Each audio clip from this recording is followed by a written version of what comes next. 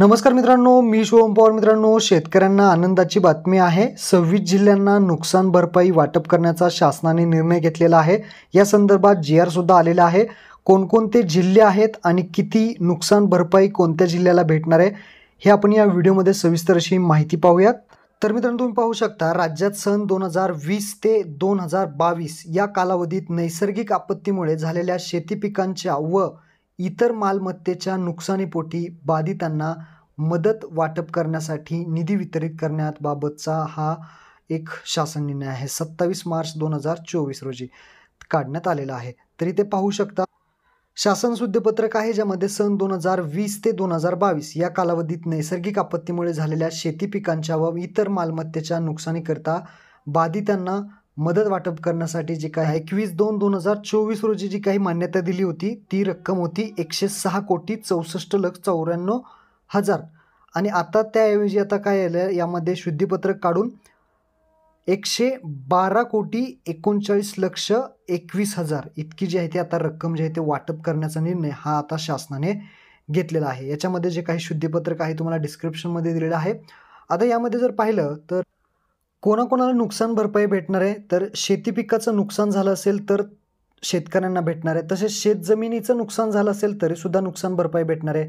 नैसर्गिक आपत्तीमध्ये घरे पूर्णतः जे काही क्षतिग्रस्त झाली असल्यास कपडे तसेच घरगुती भांडी किंवा वस्तूकरिता सुद्धा इथे अर्थसहाय्य देण्यात येणार आहे.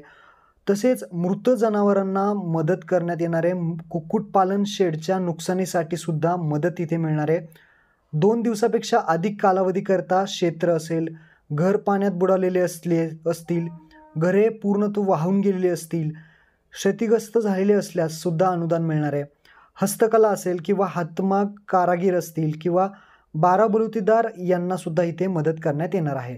मत्स्य व्यवसायांच्या नुकसानीसाठी सुद्धा इथे अनुदान देण्यात येणार आहे. तसेच दुकानदार असतील, टपरीधारक असतील यांना सुद्धा मदत मिळणार आहे. राहत शिबिर जे असेल त्याच्यामध्ये सुद्धा इथे मदत मिळणार आहे. अशा पद्धतीने ही रक्कम आहे. ही 2021 आणि 22ची रक्कम असणार आहे. तर इथे पहा, रायगडसाठी सिंधुदुर्ग, ठाणे, रत्नागिरी, पालघर, रायगड, रत्नागिरी, सिंधुदुर्ग असे एकूण हा जिल्हे आहेत, ज्यामध्ये जी काही रक्कम आहे ती 2021 आणि 2022 यामध्ये कोकण विभाग आहे.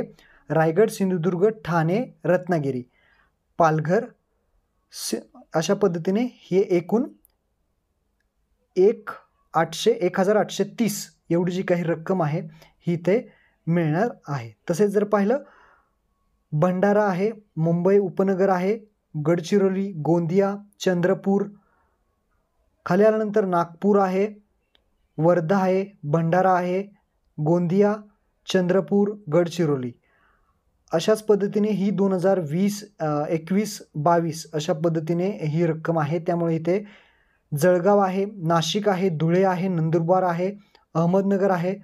तसेच नाशिक, धुळे, नंदुरबार, अहमदनगर हा जो नाशिक विभाग आहे तो झाल्यानंतर खाली इथे पाहू शकता छत्रपती संभाजीनगर, जालना, परभणी, हिंगोली, नांदेड, बीड, लातूर, धाराशिव हे सुद्धा यामध्ये जिल्हे ॲड करण्यात आलेले आहेत. तर अशा प्रकारचे हे 26 जिल्हे जे ॲड करण्यात आलेले आहे. महत्त्वपूर्ण हा GR तुम्हाला डिस्क्रिप्शनमध्ये देतो. तुम्ही इथे रक्कम जी आहे ते सगळी पाहू शकता, कोणकोणत्या जिल्ह्याला किती मिळाली आहे. महत्त्वपूर्ण व्हिडिओ शेतकऱ्यांना शेअर करा. धन्यवाद.